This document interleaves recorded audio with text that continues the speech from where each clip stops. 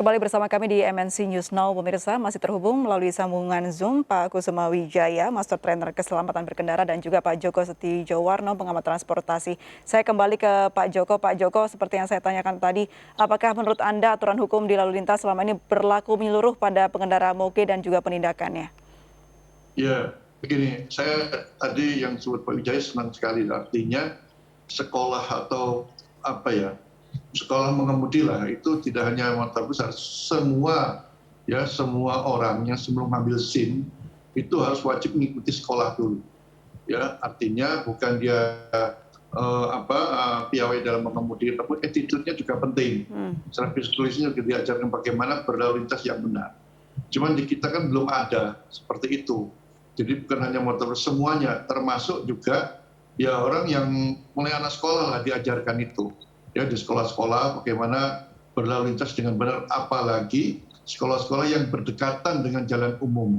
Nah, ini penting sekali. Ya, cuman di kita masih sangat minim sekali pengetahuan seperti itu. Baik, lalu sebenarnya ada tidak sih Pak aturan yang sudah ada nih yang menguntungkan moge begitu? Sebenarnya bukan masalah mogenya ya, artinya memang kita berpikir untuk keseluruhan ini. Ya memang kebetulan moge itu kan yang berkecepatan tinggi, tapi tidak hanya moge, sebenarnya kendaraan biasa pun berkecepatan tinggi juga banyak gitu kan. Nah, ini yang jadi persoalan. Jadi kebetulan aja ini yang kena yang motor besar atau motor gede lah istilahnya. Tapi kalau kendaraan biasa juga banyak juga kan, lebih banyak sebenarnya. Gitu. Baik, saya kembali ke Pak Jaya. Pak Jaya, kalau disebutkan memang harus ada klasifikasi khusus kepada moge untuk bisa berkendara di jalanan.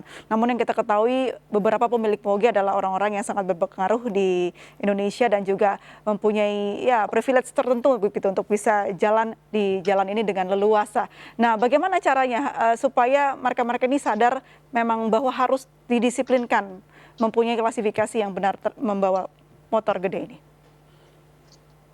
Pak Jaya. Kembali lagi, yang seperti saya sampaikan ada pengamuk yang menggunakan rotor, mungkin begitu. Nah, sebenarnya saya juga berdekatan dengan beberapa komunitas dan mereka sudah menerapkan bahwa tidak melarang anggotanya menggunakan rotor, terus kemudian melarang anggotanya menggunakan sirine. Jadi saya kira beberapa klub besar itu sudah menerapkan aturan yang baik untuk anggotanya. Nah, lagi mungkin penerapan tindakan kepada mereka yang melanggar tentu perlu ditingkatkan. Dalam arti bahwa tidak pandang bulu, klub apapun, apa melanggar itu ditindak. Apabila melanggar baik kecepatan, kemudian penggunaan atau meminta prioritas jalan gitu. Baik, saya kembali ke Pak Joko. Pak Joko, kalau tadi dikatakan bahwa tidak semua kota di Jawa memiliki etle-ele yang bisa mengatur atau bisa mendeteksi kecepatan dari berbagai jenis kendaraan. Nah, khususnya untuk moge ini yang beberapa kali sering dilanda masalah begitu. Apakah perlu ada aturan ulang mengenai cara berkendara moge di Jawa ataupun di luar Jawa? Saya kira yang Pak Wijaya katakan itu sudah ada aturannya ya. Tapi kembali lagi kepada orangnya masing-masing juga. Dan juga para pengguna jalan, kalau itu umpamanya di jalan-jalan umum, cara menyeberang juga harus diajarkan. Apalagi sekolah-sekolah yang berada di tepi jalan umum ya, artinya jalan-jalan nasional, ini juga mungkin tidak boleh sembarangan mereka melewati, karena kecepatan tadi tinggi. Jangan mungkin mobil kan kecepatan sampai 80 umpamanya di jalan nasional ya. Artinya penyeberangan jangan lewat jalan, mungkin dibuat jembatan penyeberangan atau direlokasi sekolahnya itu. Ya, ini memang menjadi perhatian semuanya lah. Ya, bagi pengguna jalan maupun aktivitas di sepanjang jalan. Nah, apalagi jalan nasional ini saya kira beberapa juga sudah ada relokasi. Pasar juga demikian kan, biasanya ada pasar di jalan itu sudah mulai direlokasi ya. Ini jangan sampai mengganggu karena ya tadi jalan untuk umum namun ini juga ada batasan kecepatan.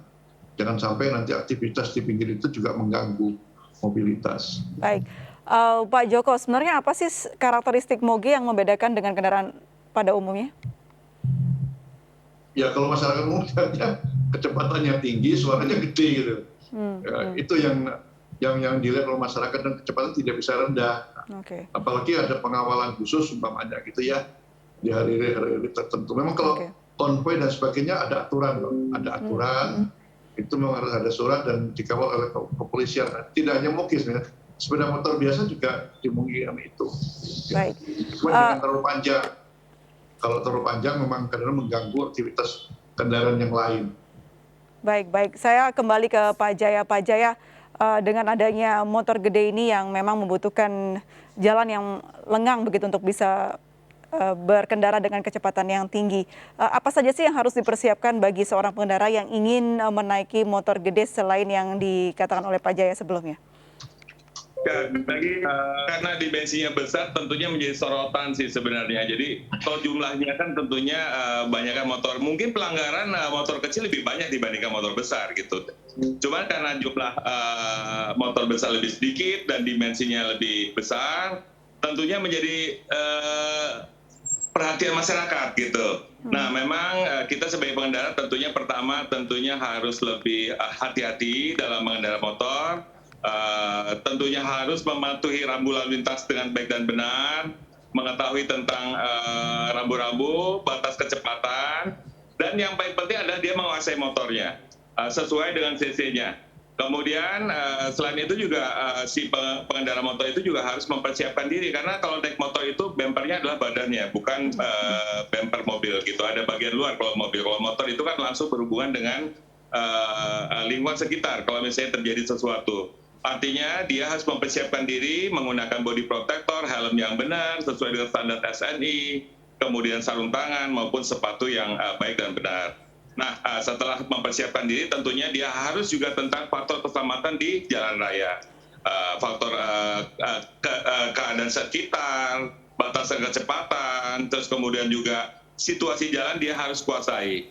Jadi dia juga harus menguasai medan yang akan dilalui, rute yang dilalui, dan juga daerah-daerah ramai yang akan dilalui, supaya terhindar daripada kecelakaan, dan dia harus mengurangi kecepatan di daerah-daerah ramai yang dia lalui. Apalagi sekarang kan udah ada Google Maps. Udah ada Live 360 yang bisa men-track perjalanan kita. Artinya dia bisa mengidentifikasi nih, daerah mana yang ramai, daerah mana yang kira-kira banyak anak kecilnya, pemukiman padat. Nah, dia harus mengurangi kecepatan, disesuaikan kecepatannya. Kira-kira seperti itu, Mbak. Jadi banyak aspek yang harus disiapkan untuk berkendara dengan motor gede ini, karena memang utamanya adalah keselamatan harus dijaga. Pak Kusuma Wijaya, terima kasih banyak, Master Trainer Keselamatan Berkendara sudah bergabung bersama kami, dan juga Pak Joko Setiyowarno, pengamat transportasi. Terima kasih banyak sudah bergabung bersama kami. Salam sehat selalu, Bapak-Bapak. Selamat sore. Terima kasih, Pak Wijaya. Pemirsa, kami akan segera kembali usai jeda berikut ini. Tetaplah di MNC News.